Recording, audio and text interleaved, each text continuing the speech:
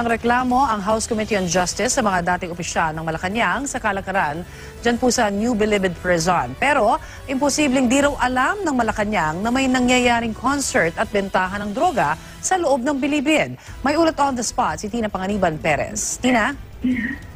Connie, nilagulanda ng House Minority Bloc na kasuhan si Senator Laila de Lima at iba pang sangkot sa pagdaganap ng kalakalan ng droga sa New Bilibid Prison.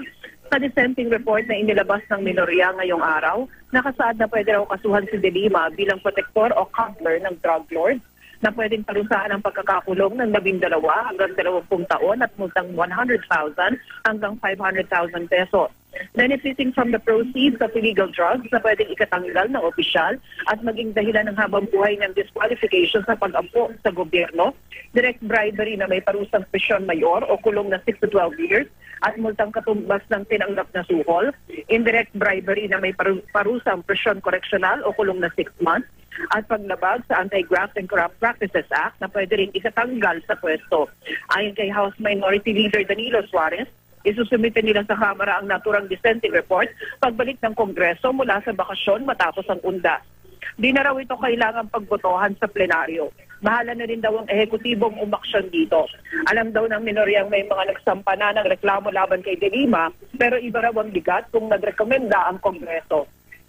Nilinaw rin ni Suarez na ang minorya magre-rekomenda lang daw ng mga kaso laban kay De Lima at sa iba pang sangkot, pero di raw sila magsasampa ng aktual na reklamo.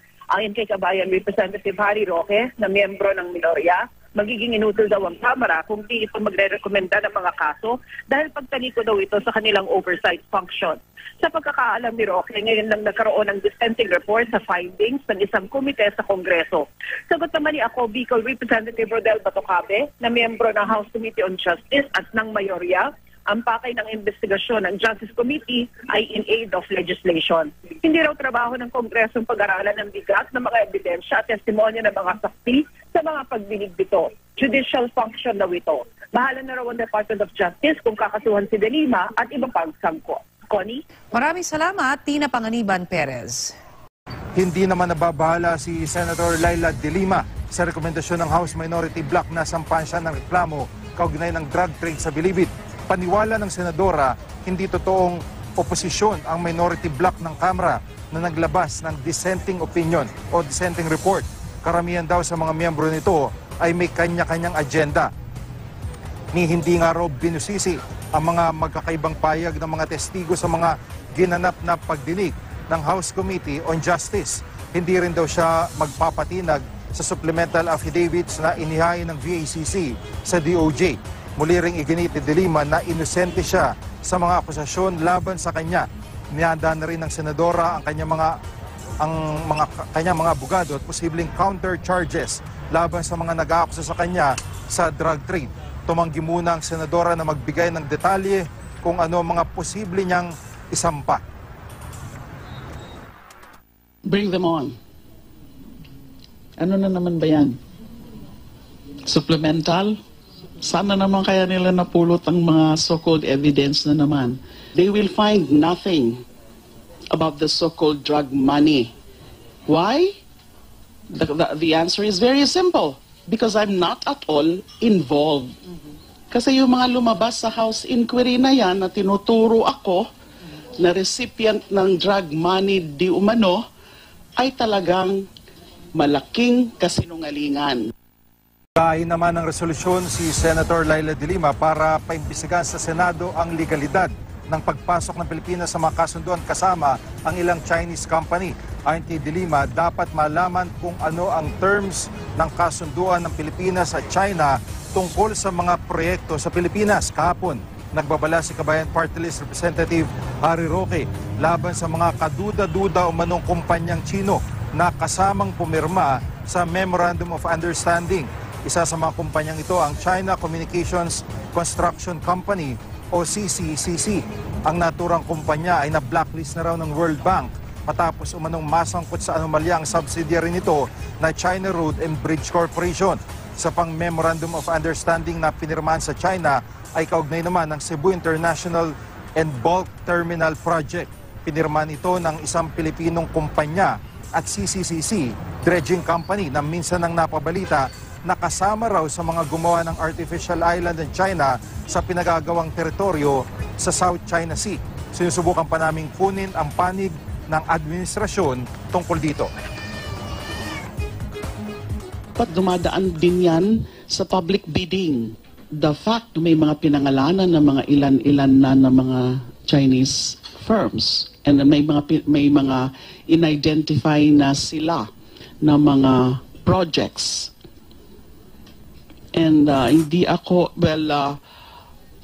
I'm willing to bet na baka may mga tied loans na naman yan. So in other words, yung pinapautang sa atin ay hindi naman sa atin talaga. Kundi doon maibibigay, kundi mapupunta doon sa kung sino man yung contractor or supplier. And kaya yan ang essence ng tied loans, and tied loans are unconstitutional. Kasama si Pangulong Rodrigo Duterte sa mga pakakasuhan daw ni Senator Laila de Lima matapos siyang idawit sa di-umano'y drug trade sa Bilibid.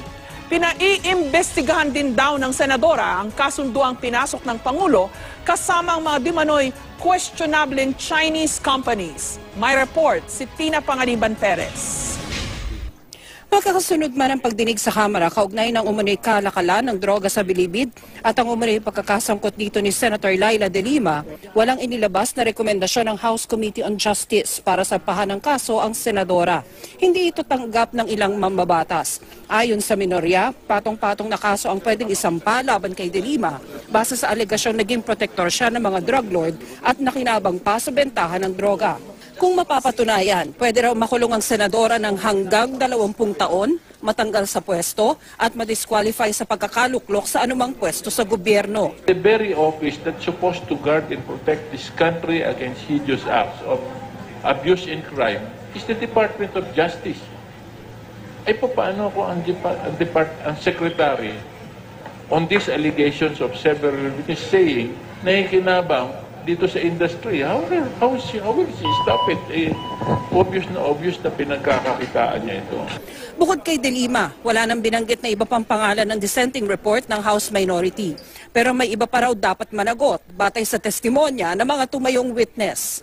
Well, ang amin lang prayer or appeal ay yung mga involved na iba pa, maparusahan na rin. Hindi lang naman ito dapat huminto kay Secretary de Lima. Isusumite ng House Minority Block ang dissenting report nito sa Kamara pagbalik ng Kongreso mula sa bakasyon nito para sa undas. Hindi na raw ito kailangang pagbotohan sa plenaryo pero umaasa ang minoryang aaksyonan nito ng ehekutibo. Hinala naman ni Senator de Lima, may kinalaman si dating Pangulo at ngayon Congresswoman Gloria Macapagal-Arroyo sa pagdawit sa kanya sa Bilibid drug trade. I'm referring to those other personalities, especially the powerful ones, na mga natapakan ko po nung ginagawa ko yung trabaho ko as Secretary of Justice. Dahil nga magkakakampi na sila ngayon. May mga political alliances sila, GMA forces, and then yung mga PDAP senators. Alam ko meron silang mga tao na mga inuutusan dyan to also make my life difficult. Pinabulaan na naman ito ng kampo ni Arroyo. Minumulto lang daw ngayon si de Lima ng kanyang mga ginawa noon. Pero ang senadora, di naman daw nababahala. Magsasampa rin daw siya ng reklamo. Not at all involved.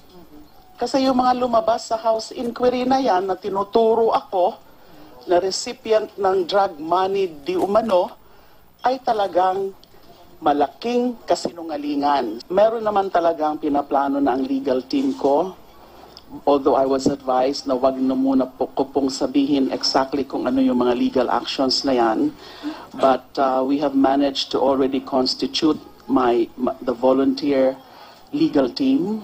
Isa raw sa mga sasampahan ni de Lima si Pangulong Rodrigo Duterte. Pinaiimbestigahan din ng senadora ang mga pinasok na kasunduan ni Duterte kasama ang mga umano'y questionableng Chinese companies mula sa kanyang state visit sa China. Kailangan tingnan yan ng maigi. Alamin ano yung mga background ng mga projects na yan. Ano na yung mga pinaka-status? MOU pa lang ba? And even if it's just MOU, MOU is the first step. A memorandum of understanding is the first step towards the appropriate project. Kailangan busisiin ng gusto po yan. Because, dyan din ang mga nagiging ugat ng mga corrupt practices. Tina Panganiban